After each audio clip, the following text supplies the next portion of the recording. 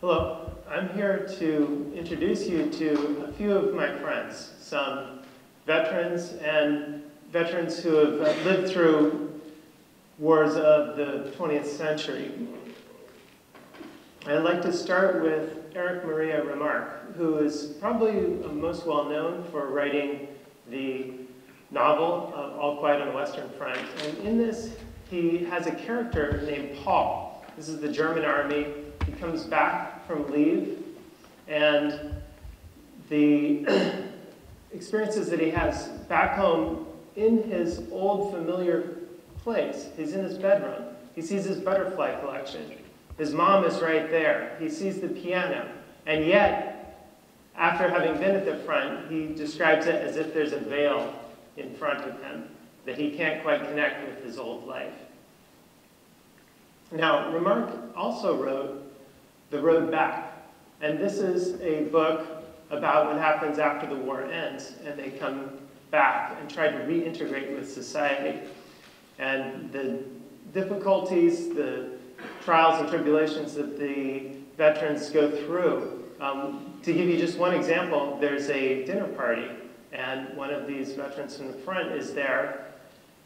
The family is assembled, they bring in the main course, which is pork chops, and he goes into a little reverie, and he forgets where he is, and he thinks he's back at the front again. He grabs the pork chops, puts his arms on the table, starts chewing away, and just loses himself in the memories. And suddenly he snaps back, and he realizes that these people have all stopped around him, and they're kind of snickering and laughing at him. And he realizes that there's, as he described it, a stone wall in between his experience and then the civilian experience. Now, there are studies about these veterans returning from the First World War that showed that those that stuck together, particularly in the German army, there were units that came from particular regions, and so they had time coming back from the war to spend time with each other for over several weeks to discuss what had happened to them and to kind of decompress. But there were other units that just dispelled at the front, and they came back individually. And this is similar to, say, during the Vietnam War era, where people would just end their term of service and then come right back. Now, the ones who did not have that dialogue and that connection with other veterans were more alienated, they tended to be more frustrated, and they joined what was known as the Freikorps, or as one author, historian Arthur Waite, calls it, the Vanguard of Nazism. So these were the paramilitary groups that formed the backbone of the Nazi movement. Another veteran I'd like to introduce you to is Paul Fussell. He wrote 2 books. He was a World War II veteran, and he fought on the European campaign into Germany, but he wrote a book on the First World War. And he describes the gap or the lack of connection that many veterans have in describing their war experiences. Part of this, he argues, looking at cases of World War I veterans, he describes how there's so much of war is very physical, digging and doing physical activity. And when it comes to words, to describing those activities, it's very hard to do that. So he offers that as one example, but he also says that people back home really don't want to hear it. And veterans themselves, particularly his generation, World War II generation, were very silent. They did not want to talk about it, in part because they wanted to shield the people back home from hearing the horrors of what they had went through. His other book is Wartime, where he describes World War II, an excellent book. So he's someone definitely to look at. Another friend I'd like to call him, veteran I've learned a lot from, is Eugene Sledge. He was a corporal in the Marine Corps in the Pacific Campaign, and he has written a memoir called With the Old Breed. And in this memoir, he describes his love for his commanding officer, the company commander, Captain Haldane. And he describes Haldane as square-jawed with a 5 o'clock shadow all the time. And Yet he admired this commanding officer because he demanded discipline, and yet he did it in a respectful, compassionate way. He never yelled, and he got the respect of the troops. Unfortunately, Captain Haldane died in the fighting, but Sledge, in With the Old Breed, describes the connection that he had with his captain. And Sledge also describes the connection that he had with the troops in Company K, his fellows in the foxholes fighting across the Pacific campaign. He had the opportunity, because he had some college experience, to go to officer candidate school, and he could have left the fighting in the Pacific, gone back to the States, and had a more sane existence, but he specifically chose not to do that and to stay with his fellows, and this is why belonging is so important to soldiers. Now, as far as the connection, there's often this, as I've described with Remarque, this block in between the war experience and people back home.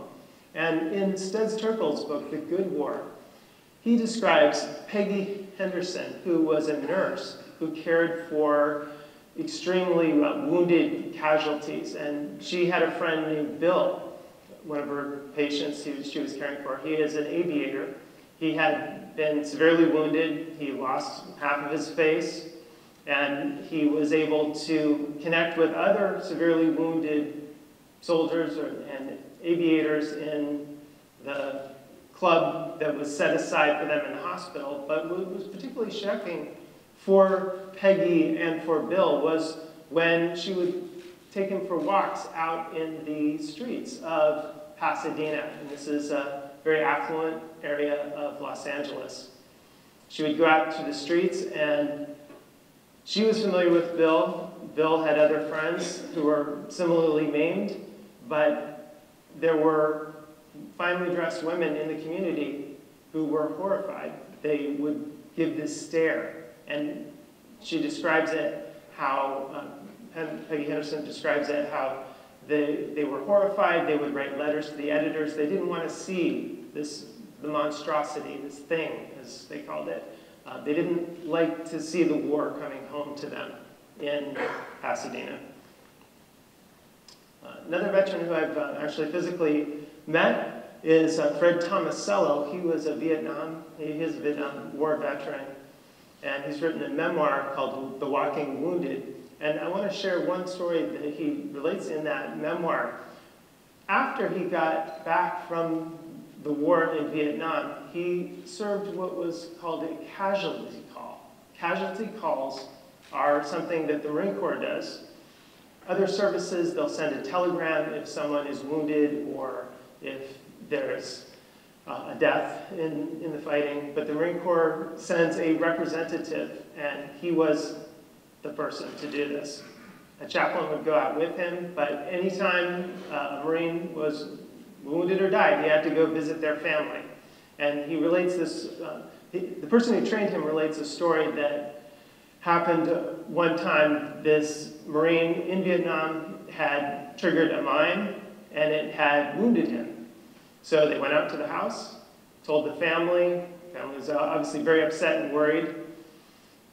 That call was over. A few days later, they found out, oh, they had to amputate his foot. So any change of condition means they have to go back and do another casualty call. So they went out to the house again, went through the same sort of emotional turmoil and crying and the horror of engaging with his family.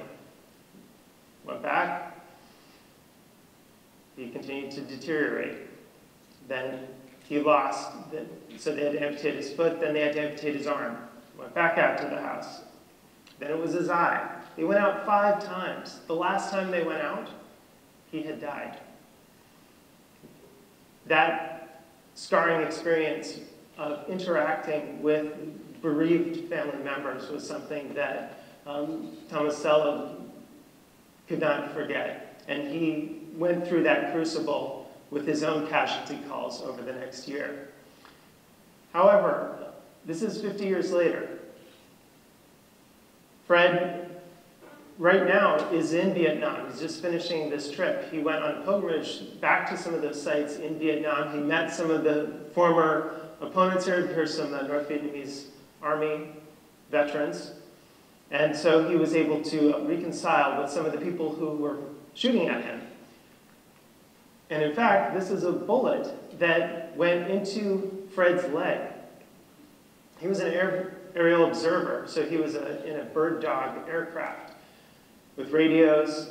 He'd look down and call in air attacks and artillery against enemy positions. And while he was up in this observer aircraft, ground fire, this bullet came up, shot through the plane, entered his ankle, and went up through his calf into his knee. He came back and was operated on, and the docs gave him this bullet. So Fred has been carrying around this bullet for 50 years. On this trip yesterday, he just went back. He went to a bridge in Vietnam, and he let the bullet go.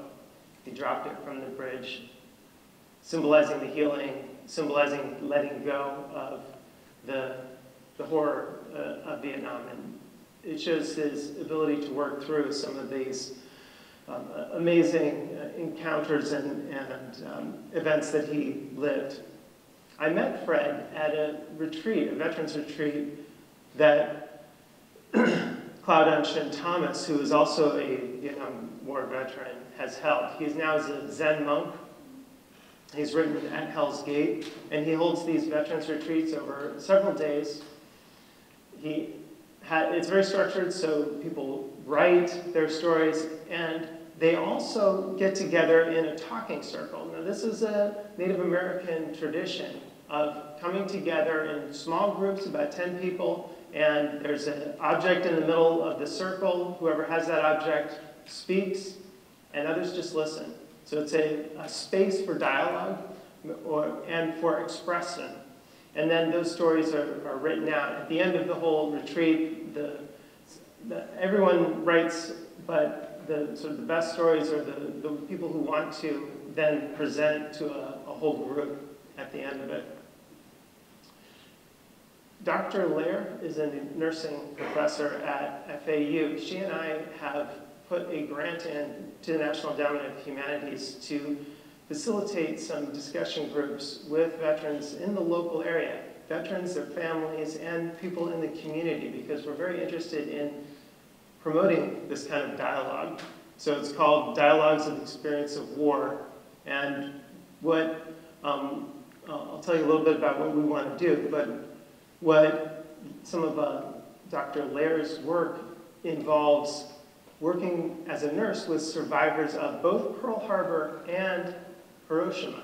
And she has gathered their accounts of these survivors, and she's published them in a play form. This is called With Their Voices Raised. And the Hibakusha, just to give you one of these stories, one of the Hibakushas, the Hiroshima victim, he, like the pilot, was maimed by the atomic bomb blast. He lost an eye, had half of his face. And he was talking with his father, and his father said, "You should be lucky. You should think how lucky you are." And he got instantly very mad. He was very frustrated with this. Lucky, I've been maimed by this atomic bomb. It took him a little while, but he began to realize, oh, well, at least I can see with my other eye. And he worked through those initial feelings and felt better about it. So the course involves, there's two phases to it. One is a preparatory course. We're going to pick some FAU college veterans, and then lead them through discussions and studying of literature from the First and Second World War, and then later. So wars of the 20th century, and there's a lot of practical activities involved with this. And once this small group is trained up, then we'll do phase 2, which involves working with the community. So we're going to have 3 different groups from Davie, Delray Beach, and then up here in Jupiter. And these veterans who we've trained in phase 1 are going to then lead the discussion sections, and Dr. Lair and I are going to be part of it too. So, and we hope that veterans from any living conflict are going to be involved in that, but also family members and people in the community as well. So that's our goal. And I'll conclude here by letting you know about this other resource. Dr. Shea is a Veterans Administration psychiatrist, and he works with veterans groups. He talks with his dialogues and facilitates working with individual veterans, but he also draws upon the humanities tradition. And he has looked at the parallels between the Homeric epics and then the clientele that he works with and in the VA, and he sees a lot of parallels. He's written these 2 books about Achilles in Vietnam, looking at the Iliad, and then the Odysseus in America. So looking at the Homeric epics and looking at them through the lens of veterans. So there's a tremendous amount of really interesting material out there, and I encourage you to connect to people, dialogue with them, invite veterans to connect with you, and I hope that you're able to share that with them. So thank you.